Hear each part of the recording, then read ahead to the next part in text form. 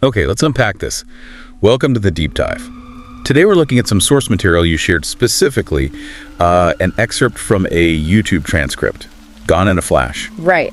And it tells this, well, fascinating, but also deeply disturbing story. It really centers around one photograph. A single photograph, yeah, and the man in it, Travis Alexander.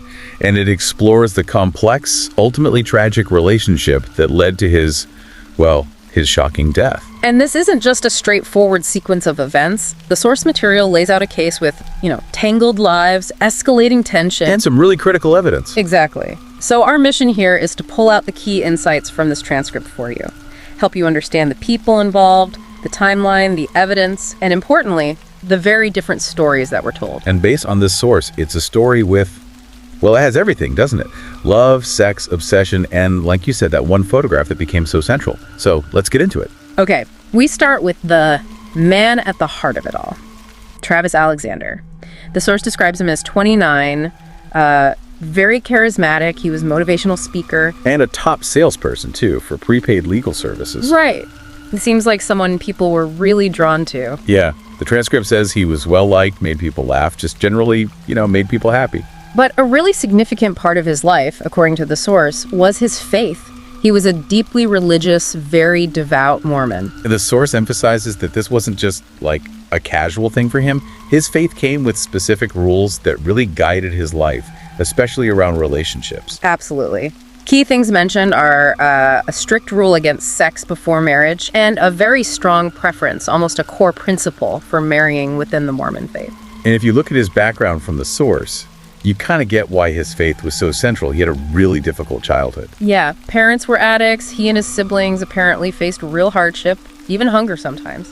It was his grandmother who raised him, and she introduced him to Mormonism.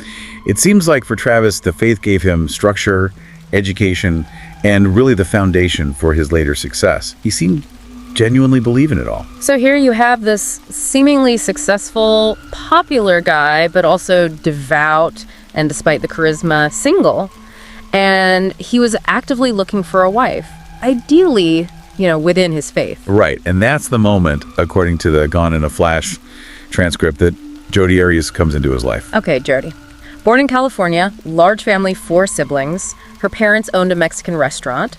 The source mentions she had an early interest in photography and art. Her career path wasn't straightforward, though. She left high school around 11th grade, wanted to do photography professionally. But the source says she struggled financially with that. Which led her to waitressing. Wow. And that's where she met Daryl Wills, a restaurant manager, quite a bit older than her, 19 years older. Right. They started dating in 2003, eventually bought a house together in Palm Desert, California, lived together. But by 2006, she was looking for better money, apparently, and switched to prepaid legal services. Same company Travis worked for. Exactly, which sets the stage for how they met. That happened in September 2006 at a company seminar in Vegas. The transcript gets some detail here.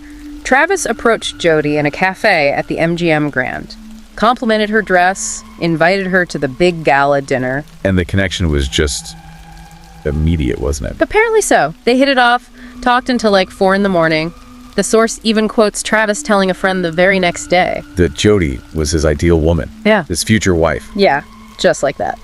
And Jodi reportedly fell for him hard, too. But the big complication at that moment was she was still technically with Daryl. Right. So after the seminar, they exchanged numbers, emails. Jodi went back to California, and the source says she broke up with Daryl, asked for no more physical contact. Okay. And Daryl moved out, but she stayed in the house they'd shared until it could be sold. And the source also mentions that around this time, Jodi decided to get breast implants. So their relationship then becomes long distance. He's in Mesa, Arizona. She's in Palm Desert, California. They communicated a lot. The transcript highlights this really staggering number, over 82,000 emails between them. Wow. 82,000. Plus constant calls, presumably. Yeah. They did try to bridge the gap, though. Met up when they could. The source mentions meeting at his friend Sky's house, taking trips together. There's that detail about a travel book checklist. Visiting places like Monument Valley, Sedona. Grand Canyon, yeah. And Travis seemed really serious about her at this point. Told friends he loved her, wanted her to be his wife. But the source points right back to that major hurdle for Travis. The religion difference.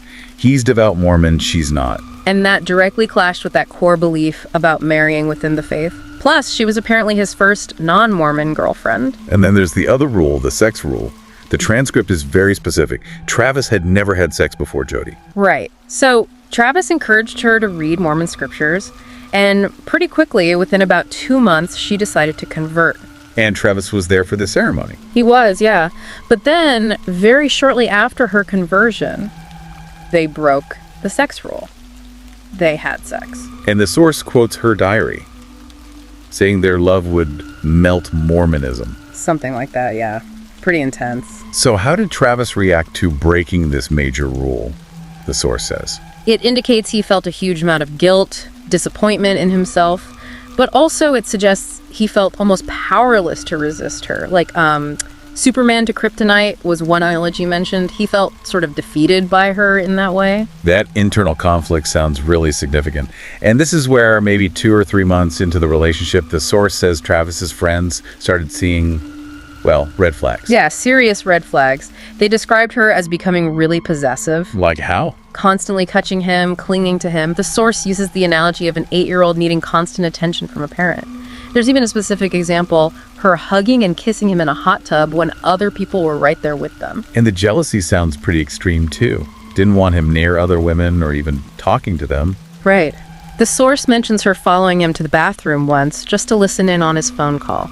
Wow. And that controlling behavior carried over online too. Check his Facebook, his emails. Yeah, reportedly she'd even forward emails from other women to her own account so she could read them.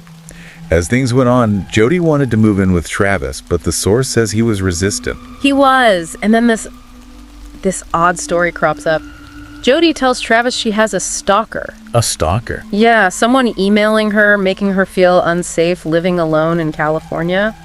And she used this as the reason she needed to move to Mesa, Arizona for safety, and specifically wanted to move in with him. But his friends didn't buy it. Not at all, according to the source. They thought she was completely faking the stalker thing to manipulate him, to get him to let her move in and exert more control. Travis apparently talked to his friends about the relationship problems. He did. And the source quotes one friend giving him really blunt advice, break up with her, and then added that comment that just sounds so chilling later. If you don't break up with this woman, watch out, you'll be in a freezer one day. Just a casual comment then, but wow. And the source adds that Jodi was actually listening outside the door. Yes. When they confronted her about it, she apparently got really angry, argued with them, cried. The source says she never went back to that friend's house after that incident. Okay, so about a month after that whole confrontation, they broke up. Travis's reason, per the source, was she was just too possessive. He felt smothered. Her reason was that he was seeing other women and she couldn't handle it. But then what she does next is really strange, isn't it? Very strange. After the breakup, Jodi moves. Not back home, but from California to Mesa, Arizona, just 10 minutes away from Travis's house. 10 minutes, that seems pointed. Yeah, the source notes how weird this seemed to everyone. The suggestion is her purpose was maybe twofold. Try to win him back, and also maybe keep tabs on who he was dating. And the source describes the period after that as harassment. Constant harassment, yeah. She reportedly knew his garage code, even used the doggy door to get into his house sometimes. How did Travis react to that? Initially angry, the source says, but often these intrusions apparently ended with them having sex. It sounds like a really messed up dynamic. Travis did try to move on, though. Started dating someone new, Mimi, a co-worker who was also Mormon. And this seems to have really escalated Jodi's behavior. The source details her harassing Mimi, knocking on her windows at night and running off. And slashing his tires. Yeah? Twice. While his car was at Mimi's. Exactly. And Mimi also got this anonymous threatening email saying, you're sleeping with this man, God will punish you. The source strongly implies it was Jodi. After 8 months of this cycle, Jodi wrote in her diary about wanting to commit suicide. Yeah, the source mentions an entry where she expressed wanting to end it all. But eventually she did leave Mesa, moved back to her parents' place in Eureka, California. And Travis was reportedly thrilled. Told friends he felt like he finally had his life back. Okay, so now we're fast forwarding to April 2008. About a year and a half after they first met. Both Travis and Jodi are seeing other people, according to the source. Right. Travis is dating Lisa, another Mormon coworker. Jodi's dating a guy named Ryan Burns, also Mormon, whom she met at a seminar. That was long distance, though. He was in Utah. But even though they were with other people, they were still in contact. secretly. Yeah, the source reveals they were still emailing and calling each other secretly, suggests those underlying feelings, or at least that complicated connection, was still there. And this secret contact escalated pretty quickly. It did. The transcript mentions them engaging in sex calls, exchanging nude photos. But just a few weeks into that, they have another massive fight and cut contact completely. Yeah, and the source quotes Travis sending really angry messages, calling her a sociopath, a demon, saying she'd hurt him so badly made him want to die. And her reply. Jodi reportedly replied, saying she never intended to hurt him. Okay, so that brings us to June 2008. Just weeks after that final angry exchange, both had travel plans lined up. Right. Jodi was planning to visit Ryan in Salt Lake City. Travis was heading to Cancun for a company trip with Mimi and other friends. His friends left first. Which leads us to June 5th, 2008. Travis's friends, already in Cancun, can't reach him. Phone calls go unanswered, emails too. Days start passing. He missed important company meetings. 2 of them, yeah. So his friends are getting seriously worried now. So by June 9th, that's 5 days after anyone had contacted his friends in Arizona, including Mimi, go to his house in Mesa. They run into his roommate, Zachary Billings, or Zach. The source notes they weren't close, just shared the rent. Zach confirms Travis was supposed to be in Cancun, hadn't been home. Zach unlocks Travis's master bedroom door. And the scene inside is horrific. The transcript describes this overwhelming smell of decay. There's pooled blood on the floor, bloody footprints, blood smeared on the wall outside the bathroom. And Travis's body is found in the shower, covered in blood. Zach, Mimi, the friends, they call 911 immediately. Officer Esteban Flores was one of the first officers there. And he described just extreme violence. Blood everywhere, floor, sink, walls, ceiling, mirror. His first thought, the source says, wasn't robbery. It felt personal, intentional. Forensics comes in, collects evidence. Travis's body goes for autopsy. The autopsy findings, detailed in the source, are incredibly gruesome. They paint a picture of a truly brutal attack. How many wounds? Around 27 to 29 stab wounds, body, neck, head, deep cuts to his throat, windpipe, jugular, carotid arteries, all severed. And defensive wounds on his hands, showing he fought back. Deep ones, yes. Clear signs he tried desperately to defend himself. And there was also a gunshot wound? To the forehead, yes. But the chilling finding from the medical examiner, according to the transcript, the main cause of death was the throat cutting. The gunshot happened after he was already dead. What about evidence at the scene? Did they find the weapons? No. No knife, no gun recovered at the scene. But they did find a .25 caliber shell casing on the floor, a bloody handprint on the wall, long brown hair in the shower drain, and a missing bedsheet. Which they found where? In the washing machine. The source also mentions faint red stains on the outside of the machine. And inside that washing machine, the crucial find. The digital camera, with its SD card still inside. Okay, so a few days after the body is found, Jodi Arias herself calls the police. Yeah, she contacts Officer Flores, says she heard about Travis's death from friends, wanted to offer info as his ex.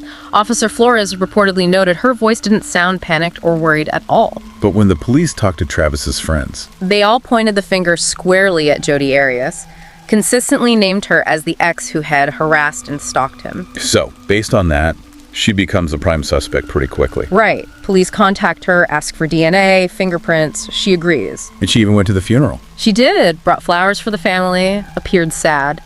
But the source notes people there were whispering that she was the killer. Police actually collected her DNA and prints there at the funeral. Meanwhile, they're working on that SD card from the washing machine. Took about a month, the source says, but they managed to recover deleted photos. And the photos revealed. Yes. Staggering evidence. Photos taken on June 4th, the likely day Travis was killed. Photos of Travis and Jodi having sex. Nude photos of each other. All taken inside Travis's house that day. And then, the photo. The one of Travis in the shower, looking right at the camera, and the source says his expression is clearly scared. Investigators believed it was the last photo taken of him alive. Were there other photos? Yeah, some that looked accidental, like the camera was dropped. One showed Travis on the floor, bleeding from his head, neck, back. Another showed someone in blue pants standing near him, facing the camera, doing something. Police suspected that person in blue pants was the killer. So you've got the photos placing her there on the day of the murder. And the DNA and fingerprint results come back. Matching Jodi Arias and Travis Alexander, blood at the scene, fingerprints, it linked her undeniably. So Jodi Arias is arrested in Eureka, California. First-degree murder. In her first police interrogation, they ask her about June 4th. her story. She was driving to Utah to see Ryan Burns. Got lost, phone died, didn't get there till the morning of June 5th. What did Ryan Burns say? He confirmed she arrived morning of the 5th. He also told police she dyed her hair brown, it was blonde before, and she had a cut on her hand, claimed it was from broken glass at work. They watched movies, kissed, but no sex. And meanwhile, investigators find out about the gun. Crucial piece. A .25 caliber gun was reported missing from her parents' house about a week before the murder. Matches the .25 caliber casing found at the scene. Highly likely it was the murder weapon. But Jodi initially denies everything. Being near Travis's house, knowing about the gun. Denied it all, swore she was innocent. The source even says she stated that if she did do it, she deserved the death penalty. But then came the moment in the interrogation. When Officer Flores showed her the photos from the SD card, the sex photos, the nudes, the pictures, proving she was in Travis's house on June 4th. How did she react? The source says she was visibly shaken, asked if they were really her, then went silent, described as just going limp. Her next questions were apparently about needing a mugshot and if she could clean herself up first. A definite shift. Though her story would change again before the trial. Right. The trial starts January 2013. Huge media storm, massive public interest. And Jodi's appearance changed dramatically for court. Completely.